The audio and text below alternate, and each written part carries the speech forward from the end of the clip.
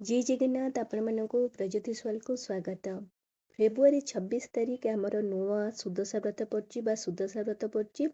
तो यही सुदशा व्रत आम कौन पाई करवा माँ को क्यों फूल पत्र अर्पण करेंगे माँ को कौ प्रिय माने फूल कौन पत्र कौन आ क्यों फूल पत्र माँ को अर्पण करा नहीं। व्रत जदि आप थे हाथ में बांधुंट तापर आप खोलिक रखिए कि यहाँ बाध्यमूलक मुझे कहबी व्रत केउटी बांधे केउटी चिता पड़ो सबू मु आपको ये वीडियो कहबी। देखंतु सुदशा व्रत माँ लक्ष्मी सबुठारु प्रिय व्रत समस्ते पुरुष हुंतु कि महिला हुंतु ये व्रतटी समस्ते अपेक्षा करथांती।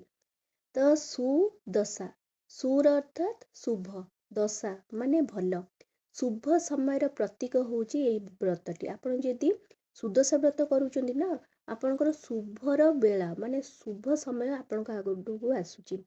माँ लक्ष्मी को किए पूजा न करिया चाहे समस्ते पूजा करिया चाहती कारण माँ को आशीर्वाद ही घर धन धान्य सबुथिरे परिपूर्ण सुख समृद्धि माँ को आशीष आशीर्वाद सबु किछि गोटे मनुष्य को मिली थाए। तेणु ये सुदशा व्रत करबा निहाती भाव दरकार समस्त।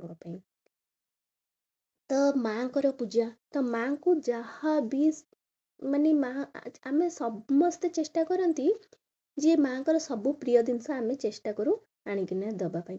माँ को प्रिय फूल पत्र तो भोग कौन माँ को दरकार देखु माँ होउचंती प्रेम वाहिनी तांको प्रेम दरकार तांको माने आपणकर भक्ति दरकार पूजा दरकार माँ से खुशी।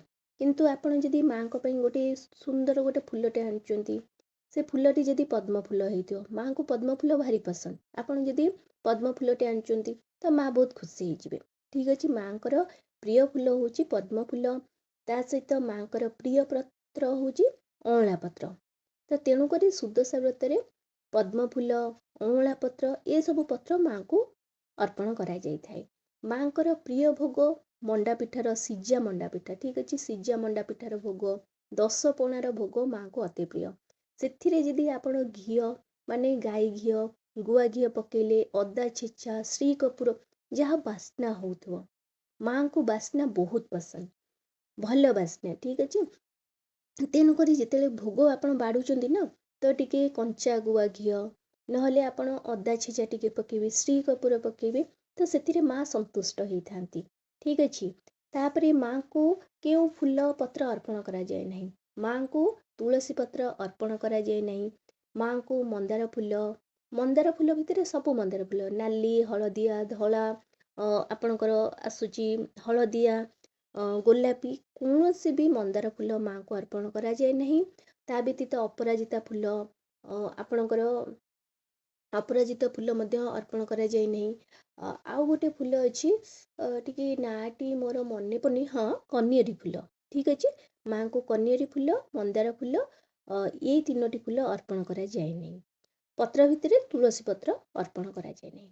माँ को पाखे जो चिता पड़े सेटा सज चिता पड़ी था चेष्टा करूँ माने ता पूर्व दिन आपन जदि समय होने पूर्व दिन बाहर माने बाहर ता सहित आपण घर भितर पकई दिंतु किंतु जोठी माँ को आपण पूजा करेंगे सेठी आपण सज चिता पकेबे माने सज चिता माने सांगे सांगे आपण चाउल बाटिबे से चाउल बटा आपण कौन करेंगे से सज चिता ही पकेबे सांगे सांगे सकाଳେ सकाଳେ आपण भाबिबेनी जे राति बाटी करी रखिबे ताकू सकाळु पकेबे ना सकाळु किछिटा रखिथिबे सकाळु सकाळु आपण कौन करेंगे बाटिबे से बटा चिता को आपण कौन करेंगे सांगे सांगे चिता पकेबे सज चिता पकेबे सेतिरे जो सज चिता माँ को से दिन 10 महत्व एते अधिक 10 पाखुड़ारे आपण कौन करेंगे पद्म झोटी करेंगे से माँ को पाद दुईटी देबे देई करी माँ माने से चिता आपण सेठी पकेबे। व्रत आपण केउंटी बांधिबे देखंतु आजिकली फैशन हो गलानी व्रत समस्ते माने हाथ मूलरे जोटी चूड़ी रोचे सेठी बांधुचंती किंतु सेटा नियम नुहे व्रतटी सेठी बंधा जाए नहीं कौन से पुराण लिखा जाए जे व्रतटी सेठी बंधा जीवा कथा व्रतटी सबु बेले डाहाण हाथर बाहुबंधरे ही बंधा जाए। तो जेहेतु आपण पुराणा व्रतधारी होंतु कि नुआ व्रतधारी होउचंती तो सबले चेष्टा करंतु आ सबु बेले माँ को व्रतटी आपण डाहाण हाथर बाहुबंधरे बाहुरे ही ବାନ୍ଧନ୍ତୁ। ଆଉ କାରଣ ଆପଣ ଦେଖନ୍ତୁ, ଥରେ ଚିନ୍ତା କରି ଦେଖନ୍ତୁ, ଆପଣ ଯେଉଁ ହାତ ମୂଳରେ ବାନ୍ଧି ଦେଉଛନ୍ତି, ତ ସେଠି ଆପଣ ଯେତେବେଳେ ଖାଉଛନ୍ତି, ଆପଣ ତ ଅଧାବେଳେ ସବୁବେଳେ ତ ଆପଣ ଖାଇବା ରହୁଛି, ତ ଖାଇବାଟା ଆପଣ ଖାଇବାର ଅଇଁଠା ପଡ଼ୁଥିବ, ଆପଣ ବାସନ ମାଜୁଥିବେ, ସେଇ ଯେଉଁ ପାଣି ଛିଟା ପଡ଼ୁଥିବ, ବାସନ ମାଜୁଥିବେ, ସେ ଅପରିଷ୍କାର ଅସନା ହେଉଥିବ, ସହିତ ଆପଣ ବାଥରୁମ୍ ଯାଉଛନ୍ତି, ସେଥିରେ ବି ଅସନା ଲାଗୁଥିବ। ତା ସହିତ ସବୁବେଳେ ଛୁଆଁମୁଆଁ ହେଲା ସେ ଜିନିଷଟି, ଯେତେ ଉପରକୁ ରହିବ ସେତେ ମାନେ ସେଟା ଅସନା ହେବନି, ତ ଅଶୁଦ୍ଧ ହେବନି ହେଲା। ମାଙ୍କର ସେ ବ୍ରତ ପୂଜା ହେଉଛି, ତ ତାକୁ ଆପଣ ବାରମ୍ବାର ଅଶୁଦ୍ଧ କରନ୍ତୁ ନାହିଁ। ସବୁବେଳେ ଡାହାଣ ହାତର ବାହୁ ହାତରେ ବାନ୍ଧନ୍ତୁ। ଥରେ ଆପଣ ବ୍ରତ ଆରମ୍ଭ କଲେ, ତ ବ୍ରତ ଥରେ ବାନ୍ଧି ସାରିଲା ପରେ ତାକୁ ଖୋଲିବା ଉଚିତ କି ନୁହେଁ। ଦେଖନ୍ତୁ, ବ୍ରତ ଥରେ ବାନ୍ଧି ସାରିଲା ପରେ ତାକୁ ଖୋଲି କରି ରଖାଯାଏ ନାହିଁ। ଆପଣ କ'ଣ କରିବେ, ଯେତେବେଳେ ପୁଣି ନେକ୍ସଟ ବ୍ରତ ପଡ଼ିବ, ପୁରୁଣା ବ୍ରତ ପିନ୍ଧିଥିବେ, ନୂଆ ବ୍ରତ ପୁଣି ଥରେ ପିନ୍ଧିବେ, ପୁରୁଣା ବ୍ରତ ଆପଣ ରଖିବେ। ଠିକ୍ ଅଛି। ଥରେ ବାନ୍ଧିଲା ପରେ ବାଧ୍ୟତାମୂଳକ ଯେ ଆପଣଙ୍କ ନିଜ ବାହୁରେ ହିଁ, ନିଜ ହାତରେ ହିଁ ସବୁବେଳେ ରହିବ, ତାକୁ ଖୋଲି କରି ରଖାଯାଏ ନାହିଁ। ସେଟା କମ୍ପଲସରି ଜିନିଷ।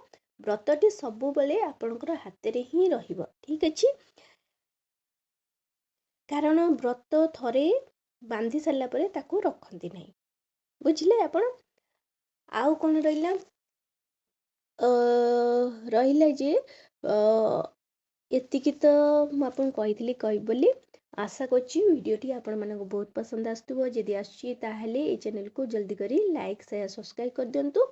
ଆଉ ଗୋଟେ କଥା ମନେ ପଡ଼ିଲେ ଆପଣଙ୍କର, ବ୍ରତ ଦେଖନ୍ତୁ କେତେବେଳେ ଆପଣ ଖୋଲିପାରିବେ। ବ୍ରତ ଯେତେବେଳେ ଆପଣ ଯଦି ଆପଣଙ୍କ ଛୁତିକ ହେଇଗଲା କି ମୂର୍ତ୍ତିକା ହେଇଗଲା, କି ଆପଣ କେଉଁ ଯାଉଛନ୍ତି କୌଣସି ମାନେ ଛୁଆ କାର ଗୋଟେ ହେଇଛି, ଆପଣ ସେଇ ପେସେଣ୍ଟକୁ ଧରକ ଛୁଇଁ ଦେଲେ, ଯେତେବେଳେ ବ୍ରତଟି ଛୁଆଁ ବା ମାରା ହେଇଯାଇଥାଏ, ସେତେବେଳେ ବ୍ରତଟି ଖୋଲି କରି ପାଣିରେ ବିସର୍ଜନ କରାଯାଇଥାଏ। ଆପଣ ଯେଉଁ ପୂଜା କରିଥିବେ, ଯେଉଁ ବ୍ରତକୁ ରଖିଥିବେ, ତାପରେ ସେଇ ବ୍ରତଟିକୁ ମୁଣ୍ଡ ଧୋଇ ଗାଧୋଇ ସାରିଲା ପରେ ପିନ୍ଧନ୍ତି। ଠିକ୍ ଅଛି। ତ ବ୍ରତ ସେତେବେଳେ ହିଁ ଖୋଲାଯାଏ, ନହେଲେ ଅଲଗା ସମୟରେ ସବୁବେଳେ ଆପଣଙ୍କ ହାତରେ ହିଁ ରହିଥାଏ। ଆଶା କରୁଛି ଭିଡ଼ିଓଟି ଆପଣମାନଙ୍କୁ ବହୁତ ପସନ୍ଦ ଆସୁଥିବ। ଯଦି ଆସିଛି ତାହେଲେ ଏହି ଚ୍ୟାନେଲକୁ ଜଲ୍ଦି କରି ଲାଇକ୍, ସେୟାର, ସବସ୍କ୍ରାଇବ୍ କରିଦିଅନ୍ତୁ। ନମସ୍କାର।